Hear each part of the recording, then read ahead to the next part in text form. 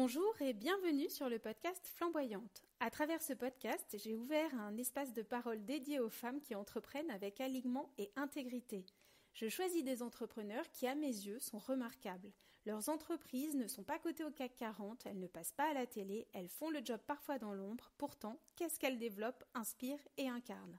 Un épisode de Flamboyante et Entrepreneur est diffusé un mardi sur deux sur toutes les plateformes. Partagés en mode thérapie entrepreneuriale, j'espère que ces parcours nourriront le vôtre autant qu'ils nourrissent le mien. Je suis Sabine Reynard, révélatrice de marque et d'être. J'accompagne les chefs d'entreprise à aligner ce qu'ils font à qui ils sont et non l'inverse. Je traduis en mots, en images, en vibrations, leur positionnement, leur univers de marque et tout simplement la mission qu'ils développent avec le cœur au quotidien. J'espère que cet épisode vous plaira. À bientôt! Vous êtes à un moment phare de votre carrière. Nouvelle stratégie, c'est une question de vie ou de mort. Ah oui, carrément. Le mot patronne, pour moi, c'est un mot très fort. Non, mais nous, les femmes, c'est pas pareil. Ah bon? Combien il te faut pour commencer? Et une fois qu'on est là, on est des patronnes et on s'entraide. Coucher double sur la com. On était tous à fond. Et je pense que tout ça est aussi lié à mon syndrome de l'imposteur. Ouvrir une boîte, et pourquoi pas? Bonjour, nouveau billet d'humeur partagé ce jour avec vous. Merci pour votre écoute. Ce billet d'humeur s'appelle « Créer un business personnel et vivant ». Alors évidemment, à chaque fois, ces billets d'humeur sont écrits avec mon intelligence personnelle, sans intelligence artificielle. J'y tiens, je le dis, je le redis, je le reprécise, je le ressouligne. Pourquoi ? Parce qu'en fait, j'ai, moi, à cœur de réfléchir par moi-même, d'écrire par moi-même, de penser et de rassembler mes pensées et de structurer ma pensée par moi-même. C'est pas de la résistance par rapport à l'intelligence artificielle, quoique, mais c'est vraiment, je pense, essentiel pour garder sa liberté de penser et son esprit critique. Voilà, la parenthèse est fermée. Alors, créer un business personnel et vivant.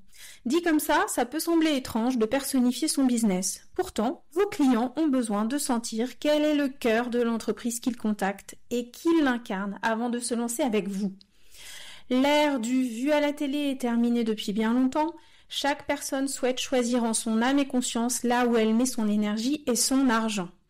Acheter une solution technique ne suffit plus à nourrir nos besoins désormais multidimensionnels. On veut recevoir un service qui nous réveille, résonne avec notre intériorité, nous offre une émotion.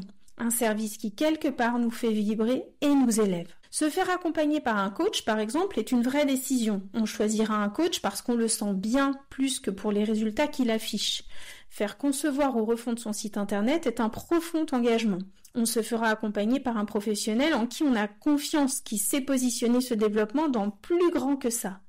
Mettre en place une newsletter est aussi un choix qui, au-delà de la stratégie, est le moyen d'être présent et d'être soi. Depuis début 2024, je sens que les gens prennent leur temps. Ils mesurent, laissent venir, comparent, tentent de trouver des solutions par eux-mêmes et missionnent une personne qu'ils ont savamment choisie quand ils ne sont pas parvenus à leur objectif. Ces gens deviennent sages, entre guillemets, dans le sens où ils agissent en conscience, en mélangeant cœur et réflexion. Il n'est donc pas étonnant que les contrats se signent plus lentement qu'auparavant, que la prise de décision soit moins cartésienne ou que l'on ne vous interroge plus sur certaines missions. D'autant que la plupart des gens croient que l'arrivée de l'intelligence artificielle, justement, leur permettra désormais de répondre à tous leurs besoins techniques sans formation, aide et accompagnement de la part d'humains. Évidemment, il n'en est rien. Et dans ce moment de bascule, il est plus que temps de parler à ses clients avec sentiment. Je veux dire avec de vrais sentiments. D'après moi, nous allons vivre un double mouvement très clivant dans les mois à venir. D'un côté, celles et ceux qui fonctionnent uniquement avec leur tête et dont la relation au sens, à la sensorialité et au beau n'est pas très développée, vont se perdre dans la consommation d'IA et créer ainsi un monde formaté, unifié et insipide.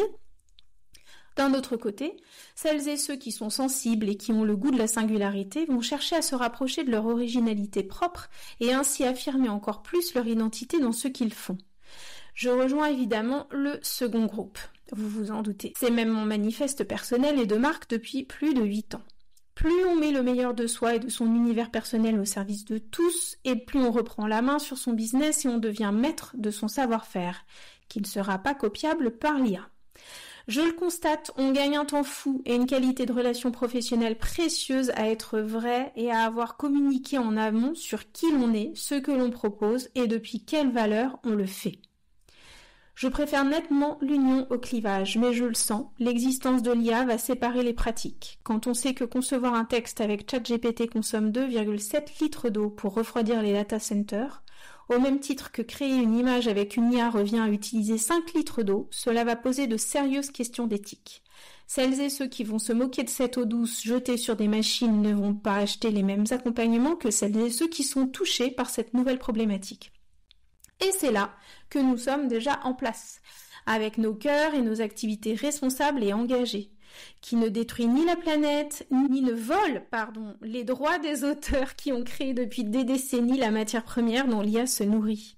Conclusion, il est essentiel d'exprimer vraiment qui vous êtes pour en imprégner vos futurs clients et vous placer tout naturellement dans l'être plutôt que dans le faire. Le tout avec cohérence, amour et justesse, bien sûr. Merci d'avoir écouté ce nouveau billet d'humeur. Si cette thématique vous touche, si vous avez un avis sur le sujet, si vous avez envie d'échanger avec moi, contactez-moi sur mon site ou via les réseaux. N'hésitez pas à partager ces capsules sur Instagram et sur LinkedIn et partout où vous pouvez partager ce contenu. Merci aussi d'aller déposer des étoiles, ça donne énormément de visibilité au podcast Flamboyante et Entrepreneuse et je pense que de nombreuses personnes ont besoin d'entendre ces inspirations, ces conseils, ces pensées. Donc n'hésitez pas à les partager. Je vous dis à très vite, allez écouter toutes ces ressources gratuites et je vous dis à très bientôt.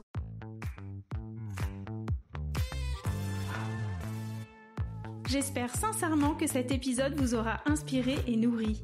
Si vous avez aimé cet épisode, je vous remercie de soutenir Flamboyante et Entrepreneur en vous abonnant, en allant déposer des étoiles et un commentaire sur Spotify, Podcastix ou Apple Podcast, en partageant l'épisode sur vos réseaux ou encore en invitant votre entourage à l'écouter.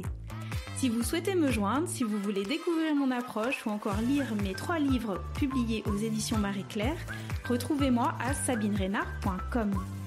Rendez-vous le mardi toutes les 2 semaines à 7h sur toutes les plateformes pour un nouvel épisode. À bientôt!